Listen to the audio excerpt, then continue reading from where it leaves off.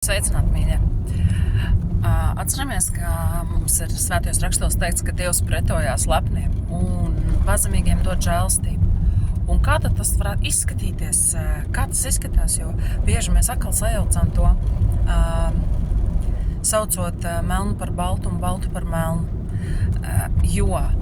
Kāpēc vispār varētu pacelties šāds jautājums?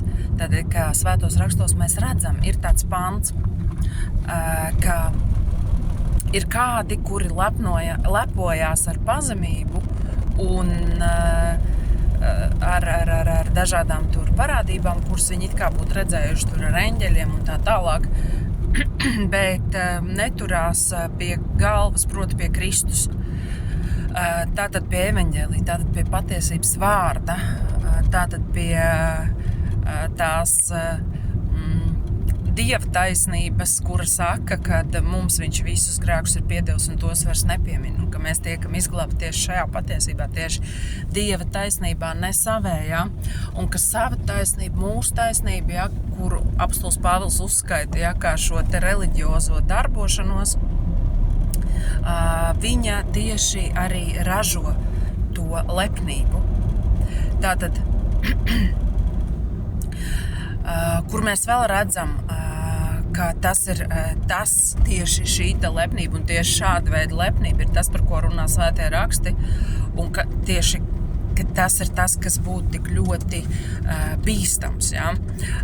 Jo mēs atceramies to rakstvietu, kur apostols Pāvils saka galatiešiem, kurš jūs ir pievīlis, viņš prasa, ja? Jūs iesākāt garā, ja? Proti evaņģēlija patiesībā, un tagad gribat pabeigt miesā, proti atkal jūs vazājat iekšā kaut kādus rituālus, kaut kādus noteikumus, papildus cilvēciskas tradīcijas un apgraizīšanos un visu pārējo, ko jūs jau atzināt kā atceltu, saskaņā ar to, kā Dievs to ir nolicis šodien mums jaunā derībā.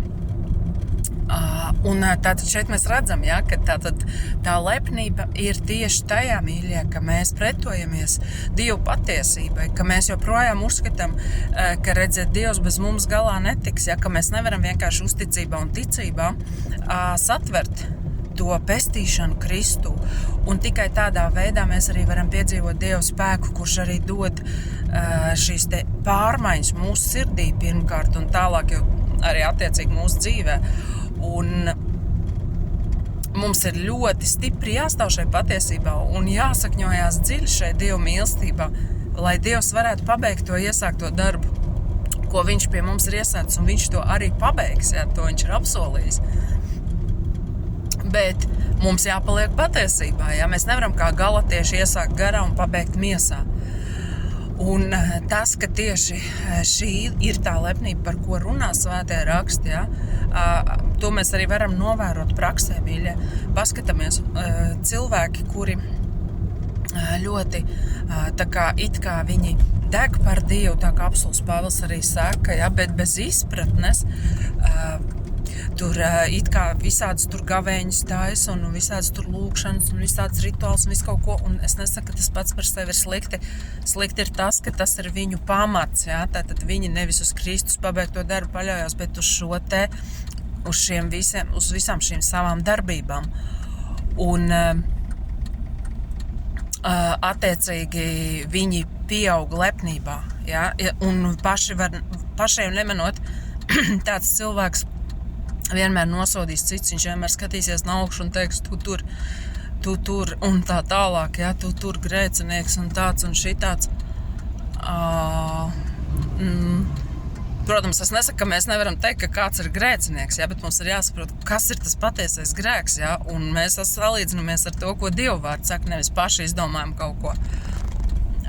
Un Dieva vārds saka, ja, kad Svētais gars nāks un atklās pasaulē grēku, ka tie netic man, Jēzus to saka, ja?